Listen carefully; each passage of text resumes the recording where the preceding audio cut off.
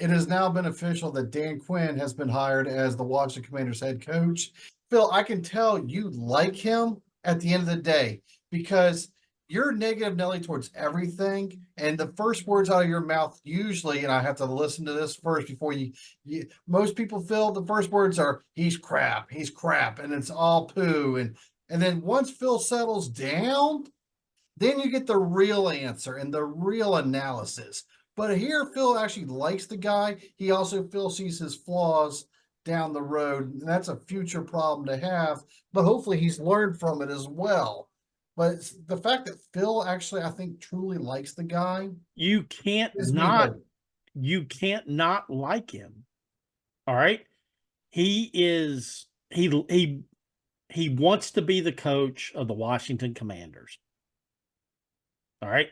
He wants to be a football coach. He loves being a football coach.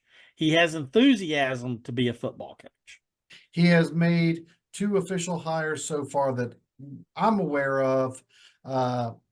Joe Witt as War Eagle, by the way, the defensive coordinator, and then the hire that I'm really, really liking, the offensive coordinator duties to Cliff Kingsbury. So, Phil, I know initially you weren't too fond of the hire of Quinn, but what about the package deal of Quinn, Witt, and Cliff Kingsbury so far as the top 3 of the triangle of the coaching staff for Washington? What's your analysis so far? No, it's going to be fun. They're gonna hike the ball and they're gonna chuck it around. That's for sure. Cliff Kingsbury, we thought they threw the ball a lot with Eric Bieniemy. We haven't seen anything yet. They're really going to throw the ball next year. So they better hope they get him a quarterback. That's for sure. We have no clue what Witt's going to bring to the table.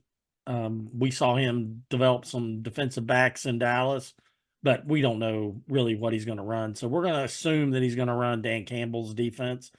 And what they're going to do, they're going to play sideline to sideline. They're going to run fast and they're going to hit hard. We're going to see a lot of athletic players out there.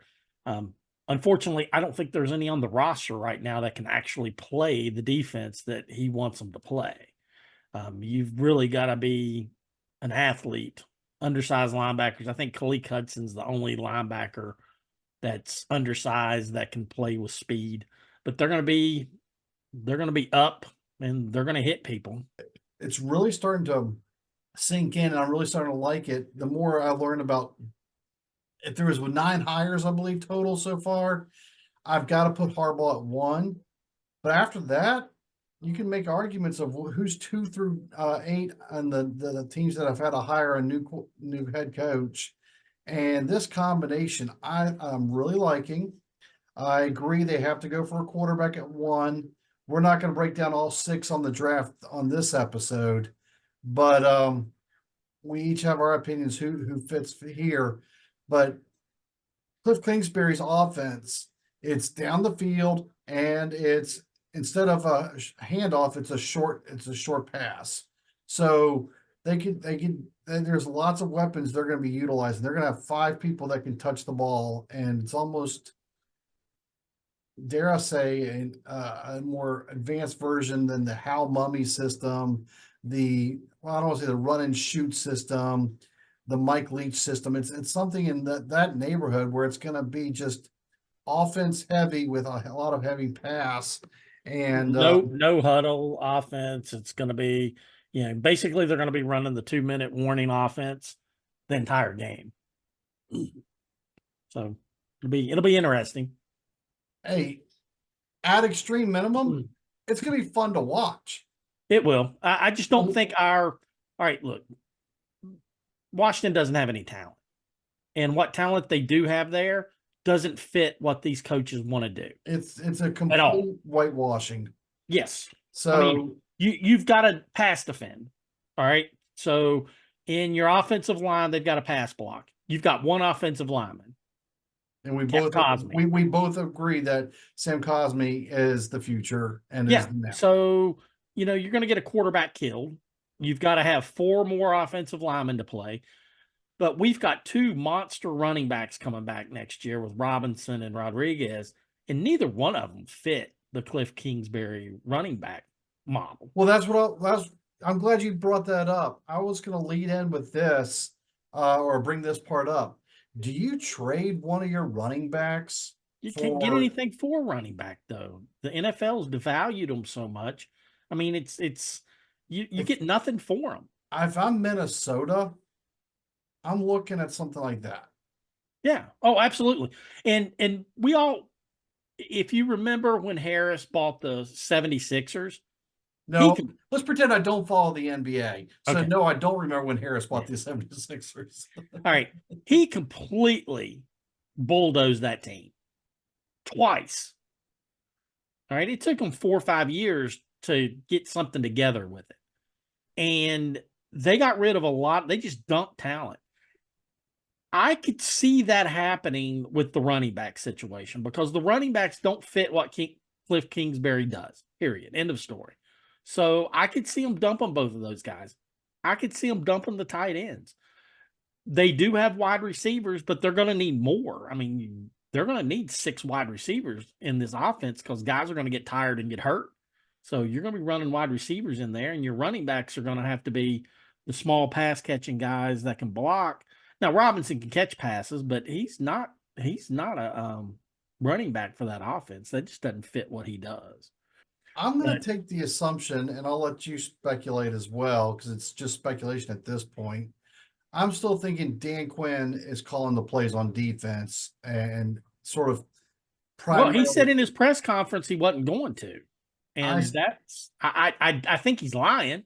But yeah, on defense they fly to the ball. We're going to see another.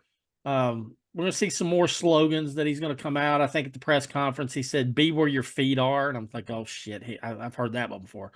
But he's going to use. He had brotherhood in Atlanta. He had all gas, no brakes in Atlanta.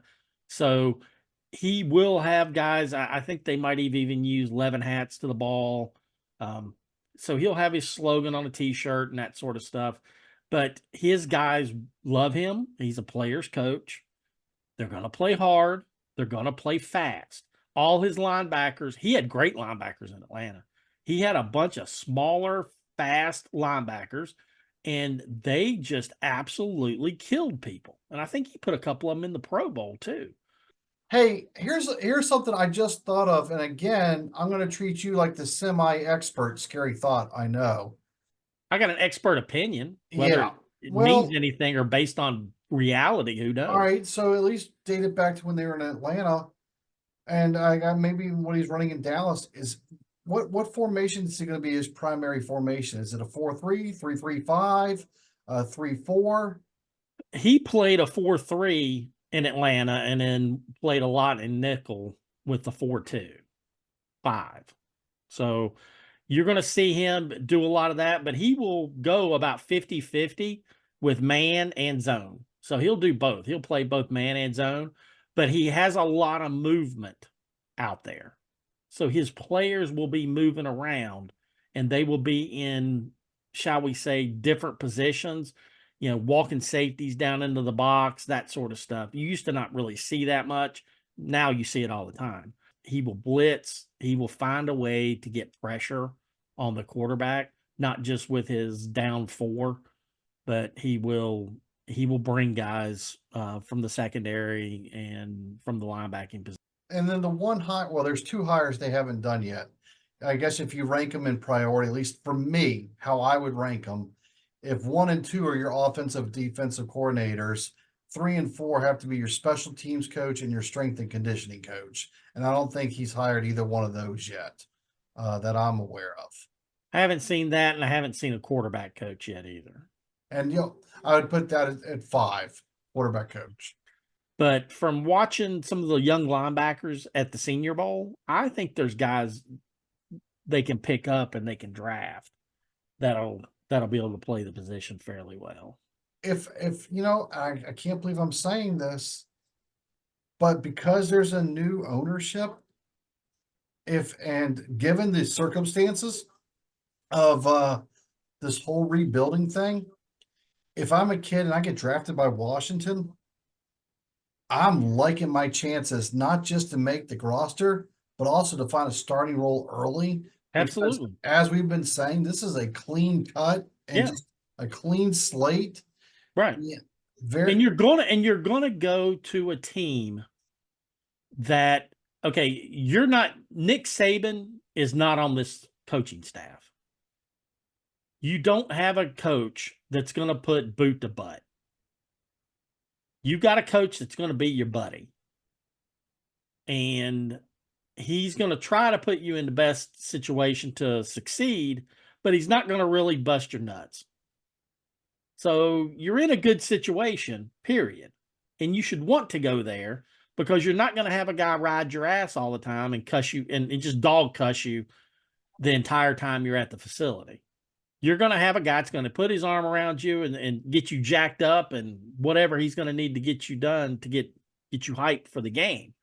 And there's not one player out there that'll say anything negative about Dan Quinn because none of them do. And it depends upon, like in Atlanta, all right, where did the problem go? He had 2 great seasons. Coincidentally, Kyle Shanahan was the offensive coordinator for the Super Bowl year, and Sarkisian was the offensive coordinator for the following year where they went deep in the playoffs. When Sark left and took his job, well, I think with Alabama, then he went to Texas. But when Sark left, that was it.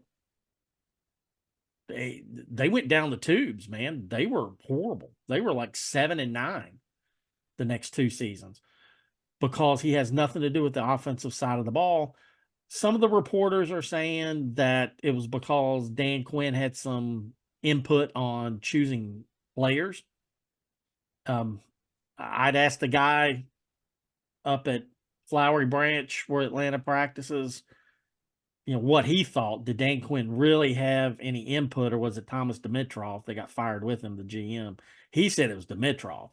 Bottom line is, neither one of them knew how to pick players.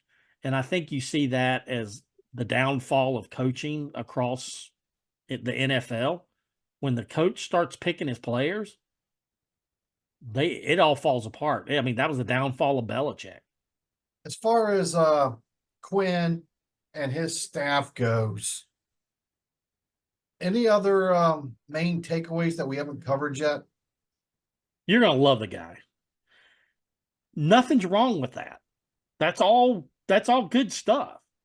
And he actually, and this is just from what I've seen, he doesn't try to force his crap on players.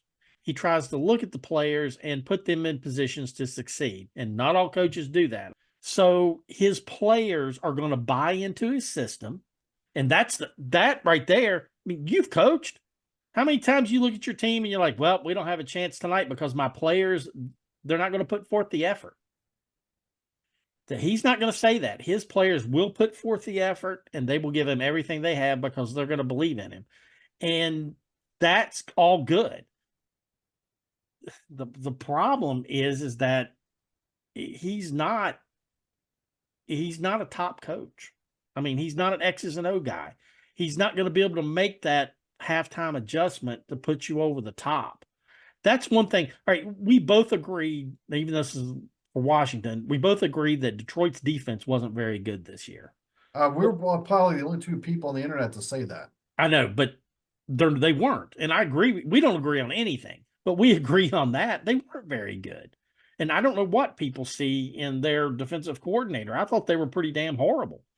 But they had an offensive coordinator that could put together drives and keep the defense off the stinking field. And when your offensive coordinator can eat up 6 to 8 minutes of the clock, a quarter, just in one drive, that helps the defense out tremendously. Well, Washington's not going to have that. This is not complimentary at all. So the defense is going to be gassed. They're going to really have problems in the fourth quarter. That's year 1. I Yeah. fully agree. All right, folks, there we go. That's our initial takeaways. A little bit lengthy, but thorough analysis of previous experiences twined in. Make sure you comment below and share your thoughts of how you think Dan Quinn 2.0 is going to do as a head coach. And always make sure you hit the like and subscribe button. Thanks for watching.